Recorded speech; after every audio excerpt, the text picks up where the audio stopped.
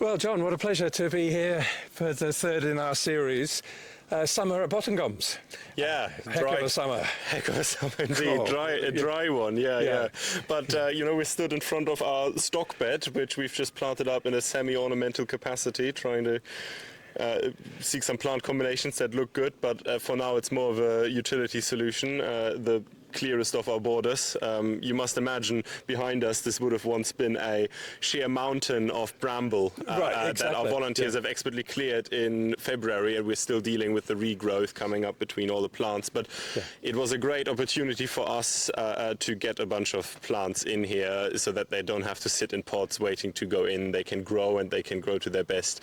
And we have big mature plants when it comes to really properly planting the garden up that make it feel like less of a sort of fresh planting once we open. So for a quick update on some of the things that have appeared since we last were filming here. The ladybird poppy, the purple columbine, and a couple of other things of that nature. If you look around. There's exactly. So especially with the borders beyond the camera that are not as visible, they're very bare still at the moment because the focus is very much still on removing the bindweed. Of course, bindweed is a native plant and it does a lot for wildlife, but it is one of those overly vigorous things that just gets in the way of creating that diversity that we're going for with this garden. And so therefore the ground is quite bare so that we can spot the bindweed when it comes up and root it out, but also that leaves a lot of open soil for opportunistic plants to colonize. Things that have laid dormant in the seed bank up until recently, suppressed by the overgrowth that was here up until this spring when we cleared these beds. And there's things now coming up like the spurge laurel. We've got a little one behind me. Probably hard to see from the camera. That's a very John Nash plant. It's one of those poisonous plants that John Nash cherished. Similarly, we've had datura coming up everywhere. Again, that is behind the camera right now, but we've got some really massive datura plants. Now, of course, but all of these are very toxic and poisonous, so it's something we have to, be careful when working with them. But we're not expecting anyone's going to go around munching any of our leaves. So that should hopefully be fine. And of course, poisonous plants will always have to have a real place here in the garden because they were such a favorite of John Nash. So it's really nice to see that these things, there was none of that here. I mean, datura certainly not when I first came here. And so it's really nice to see that actually that did still lay dormant. And once you start gardening a place again, these treasures start to reveal themselves. And you mentioned the ladybird poppies. Now, they're a great example, right? Poppies thrive on disturbance. They're real opportunists in the landscape as well. And ladybird poppies, just being Papaver comitatum, a wild species, very, very vigorous when you let them be. And that's another example of those plants where we don't have many of. We've only had one or two show up in the border where I scarified and disturbed the soil. And now it's a matter of us collecting the seed so we can propagate them next year and just increase the seed bank of those so that they can join the datura and the spurge laurel and so on, all these plants that can just, once we are in a place where we are gardening again properly, anytime there's a little bit of disturbance, they can capitalize on that and they can really change the picture of the garden every year based on where they pop up. Lovely. So it's been a challenge this summer. We've had 6-7 weeks of severe heat, very little rain since early May. So coping with the kinds of changes that I suspect we're going to see in the future. We're going to get, it might not be much hotter, but it will certainly be hotter for longer periods. So as you start to think about the future plan, you've also got in your mind, presumably, well, what can we do when we've got these hot summers? Of course, it's especially a problem when it comes to establishing new plants. So here, and we have the added problem that we are very limited in the time of year that we can plant because we have to plant most things bare root because otherwise they get dug up by our badgers because they go for worms in the potting compost. So we really have to focus on late winter, spring or autumn for the planting season. And that allows the plants to hopefully get their roots down, and that means we'll get away with minimal planting this time of here. The stock bed behind you has been a real success because we have mulched it very heavily, and we're very lucky to have fantastic soil here. I mean, that is what John Nash first noted about this place when Christine dragged him down here to this absolute ruin of a place at the time in the 1940s. The first thing he did is he put his hands in the dirt and he heard, I can work with this. And, we can too, of course. However, we got to be aware that John Nash's planting palette is certainly one of his time. And we are already noticing when you're looking at borders that are still established that we still have yet to go through to remove the established bindweed. They show us that this time of year they really look awfully sorry for themselves because the plants are just not made for these conditions. Old English cottage garden style is just sadly a gardening style that requires a lot of input of water, something that we just simply don't have. We have some water here because of the spring at the back, so that's an opportunity. Actually, we can feel a little bit of moisture in the air today, so we can celebrate that a little bit. But there's a bit of water. We can hear the stream trickling behind the stock bed here down the hill.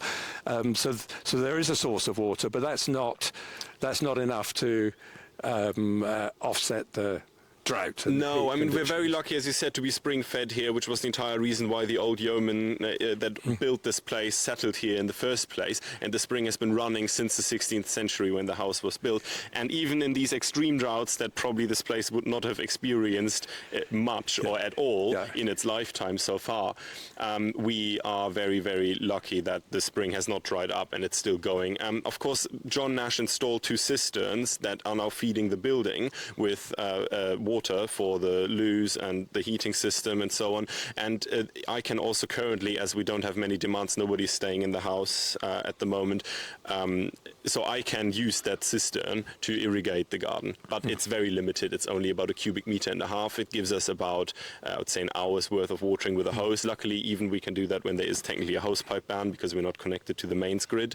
But it is limited in terms of actually the size of this garden. If we were to plant this all up now, we would not be able to keep on top of really watering it all for very demanding plants. Yeah, exactly. Well, we're going to talk a little bit about the wider landscape as well as situating the house. Behind us, we can see the big willows. You're going to be doing some clearing of that and managing the coppiced hazel. So let's go upstairs to the bedroom and talk about the wider landscape, the painted landscape, as well as the natural landscape that we find ourselves in here. Yeah, exciting. Let's do it. Great.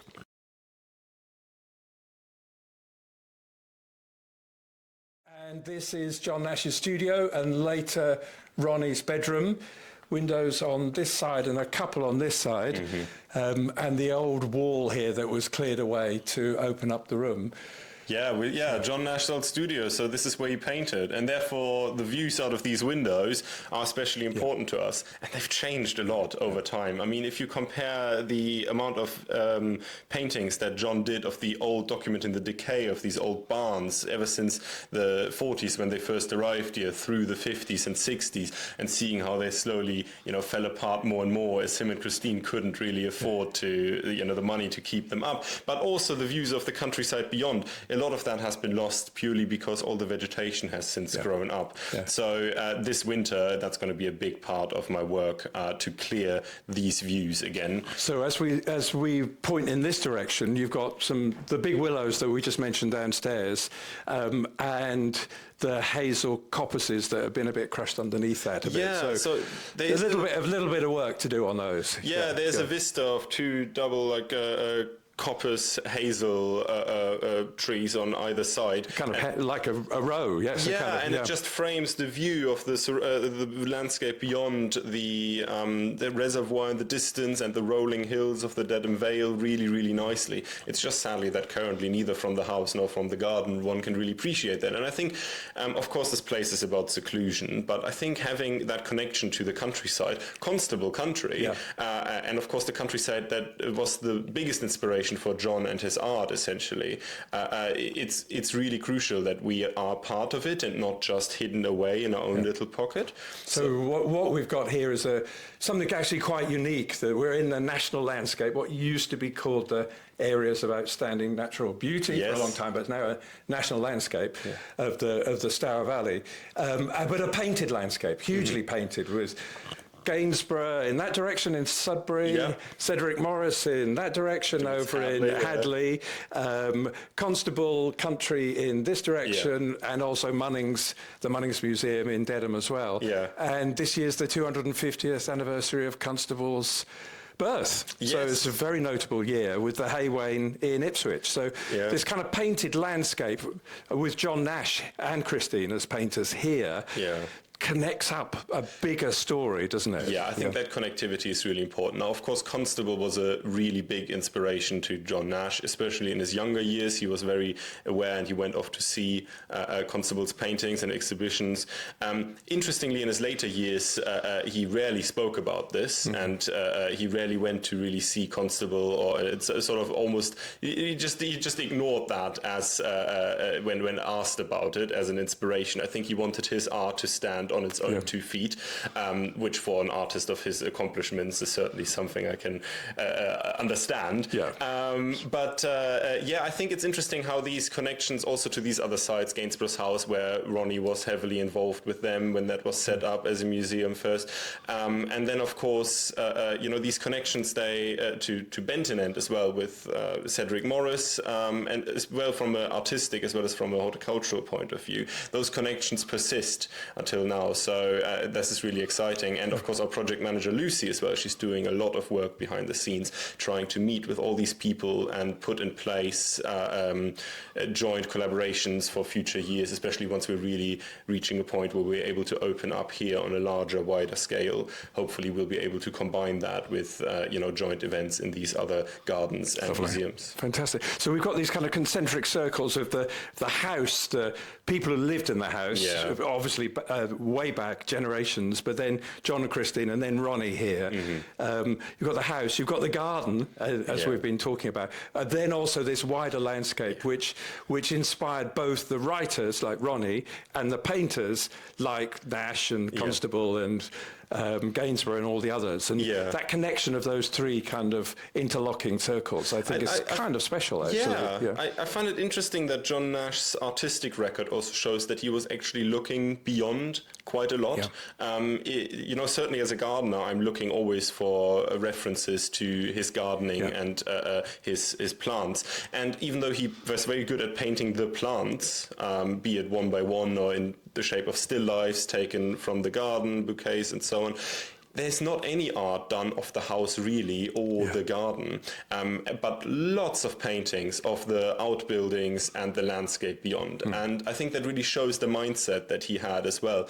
I think maybe there was something deeply private as well about his garden and his collection. I think maybe it was only reserved for the eyes of those close friends, people that came to visit. Yes. Well, I think that would be. You can see why that's the case. Now, this is a walked landscape as well. They walked a lot. John and Christine and Ronnie would walk from here to the pub in Stoke-Mine-Ayland, which is a 4-mile walk in the evening. Yeah, it's a lovely walk. And then back again at the end of that. Ronnie walked the landscape as well a lot.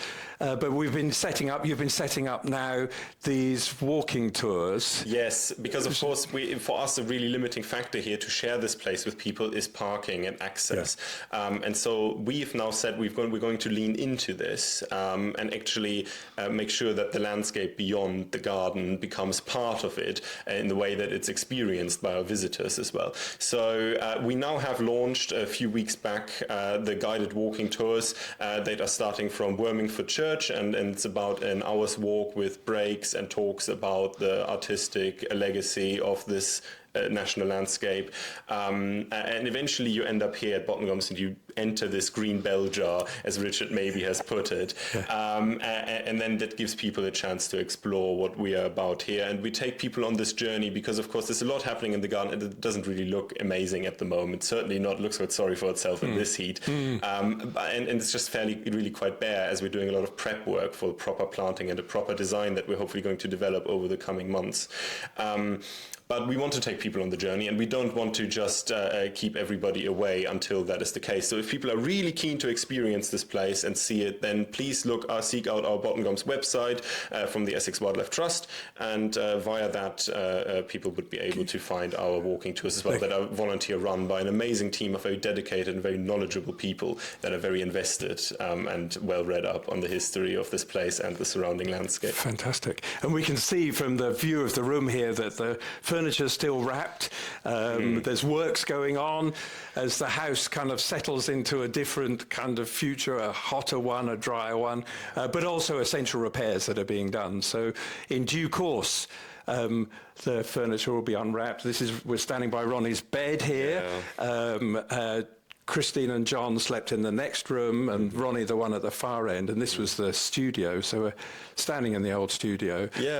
So that's kind of rather nice to be tied to that long history. It'll be great to see this place become, especially the studio, to become once again a place for creativity and just inspiration for those artists and writers, as Ronnie intended. Exactly. Now we both got a copy of this, the Almanack of Hope by John Pudney.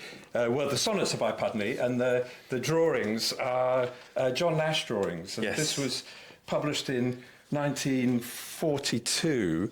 An Almanack of Hope, which is kind of rather nice. We're thinking a lot about hope now with climate and nature crises and other things kind of rolling together. The July one, where we find ourselves today on a greyer, cooler day, actually, after all this heat, Pudney writes, "I walk in all my summers in immense noon-halted time." And there was a kind of really nice echo there of extreme heat, noon-halted time. I mean, that's what happens when it's like that, isn't and it? Ronnie wrote about that as well. That almost sounds like Ronnie language, actually. It does. That just, in a few words, just telling something about us in the landscape. And I think he really enjoyed these moments of serenity, of almost forced serenity, because you just can't move, you can't do anything, and you just sit and you listen and you just do nothing, and you really and just enjoy being a human in this landscape. Landscape. Lots of butterflies and birds still nesting as well at the moment, aren't there? And he finishes Pudney with December, which is kind of a little bit inappropriate for us in July, but here he's talking about the end of the year, and he says, "My hope shall start where children's voices break the old silence." So I think there was a kind of rather nice thought about the future. It's children's voices that will break the old silence. And the next generation. And also, as the work on Bottengoms and the garden and the landscape and thinking about bringing people in, it will be about future voices also coming into this space as well. Yeah. Which would be lovely. Young and old. Young and old. Lovely. John, thanks very much indeed for the update today. Thanks for coming. Real pleasure. And we'll pick up again on autumn, number 4 in the series later in the year. See you then. See you then.